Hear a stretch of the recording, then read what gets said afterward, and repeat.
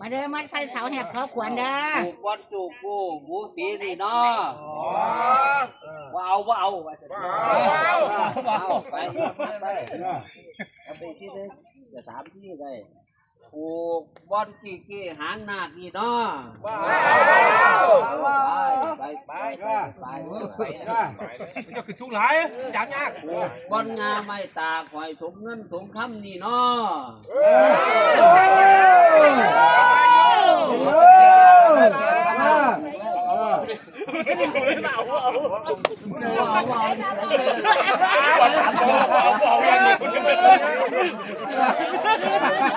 ซอยว่าเอาไม่ดีเพื่อนนี่วะคนไหนกันเลยเว้ยไม่บริการกันผู้ซอยก็เอาเงินเอาถุงเงินน่ะเอา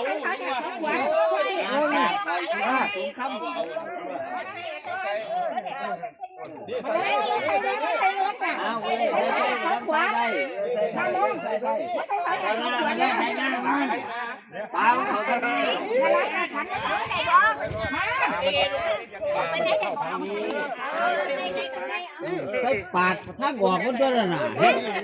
ปากมันทางออกมันต้องใส่ทางนี้เอาเจ้าภาพได้เอาถูกผ้าเลยเดี๋ยวไม่ต้องตัวแทนหมู่บ้าน3 หมู่ใครบ้างทำคุ้นหนุนขึ้นหนุนขึ้นวันนี้เป็นตัวแทนหมู่บ้าน3 หมู่เจ้าอ๋อนั่นได้กูจิ้มหายกูใครวิดีโอไม่เอาจะเท่ากับว่าผูกไก่ผูกเลยเห็นที่ยังนี่พวกนี้ผูกปลายเสาเลยก็ได้ผูกที่ไซเลยก็ได้แล้วแต่เราก็เลือกผูกเอาผูกปลายเสาเรื่องไหนก็ได้อย่างนั้นมันย้อยมากนี่เสาเดียวฉันแล้วนะมันแล้ว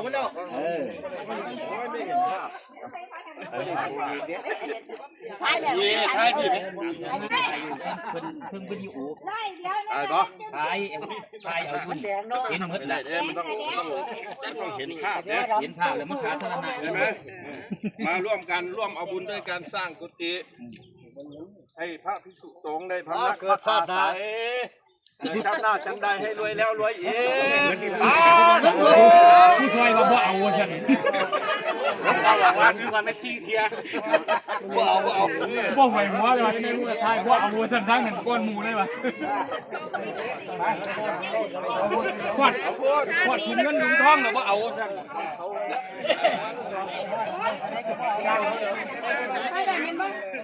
ันโยน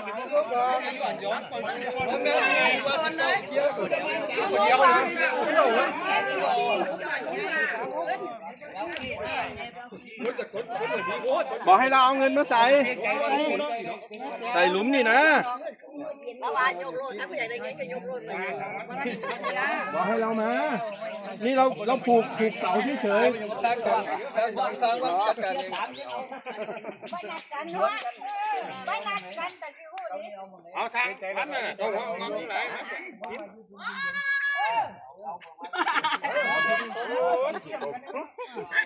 คนนี้โตมือสี่อ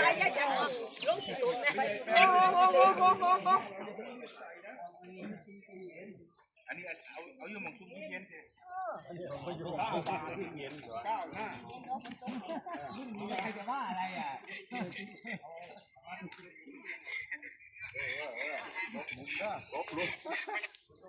ลบลุมผมเลยเนี่ยใส่หยุดมันก็ฟังหัวมันไทยเลยอายุใส่เงินไปเลยใส่เงินตอนแล้วใส่หมดแล้วขยายไปแล้วเย็นเด้อเย็นอย่าพูดไปจำลงเสาอีก2 ที่มีคนอยู่เดียวก็เห็นจะมาเอาเด้ออันก็เอาแบบเอาสาเลยแบบถ้าผู้ช่วยแบบผู้เอาให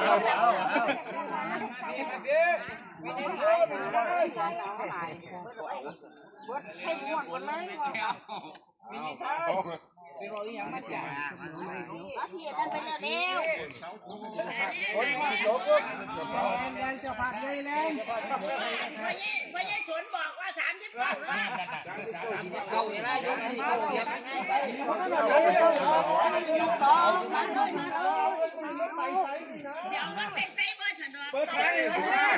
ทันอยู่ทันอยู่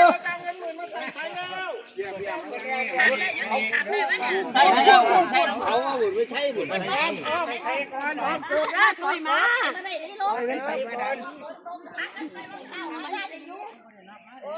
ล้วเอาลุงไปยังไง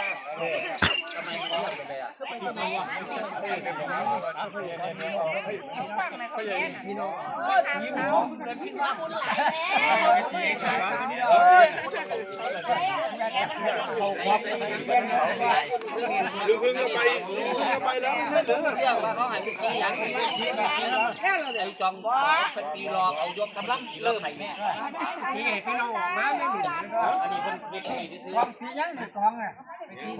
แล้วไปอุ้ม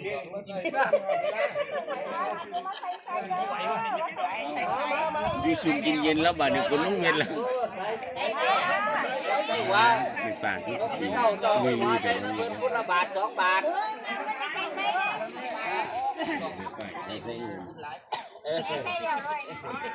ก็แล้วแม่ใส่กับได้แล้วละแม่ใส่กับพ่อแล้วละแม่ให้ลูกบาทนึง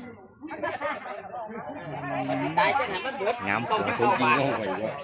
มันตายผู้หายมึงก็หมูเอ้ย9 บาทมึงใส่ไว้ดีนั่น คนตกลิ้นคนตกลิ้นแล้ว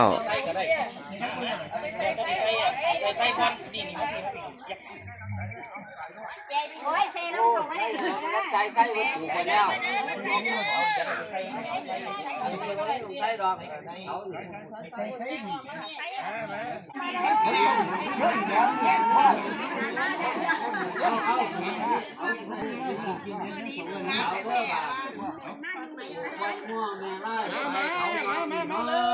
เอาก็เอา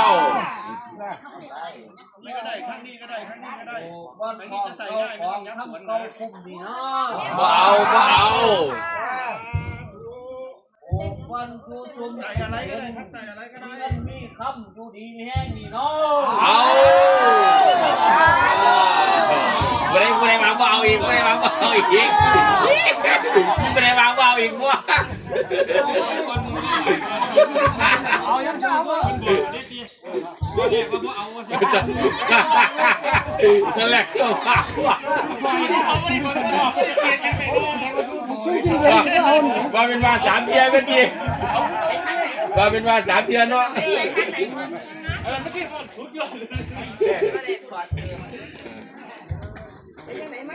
มาบอกว่าหลังท่านใส่ นะครับเสาใส่ต้องถึงว่าเสาอีกต้องถึงหมดนะครับเสาอีกนะครับเสาอีกใส่อยู่ครับไม่มีคนไหนนะคุณเขาทั้งนี้จะอยู่นี่แหละผ้าไม่ดีแล้วครับนี่ต้มไม่ดีแล้วซุปไม่ดีแล้ว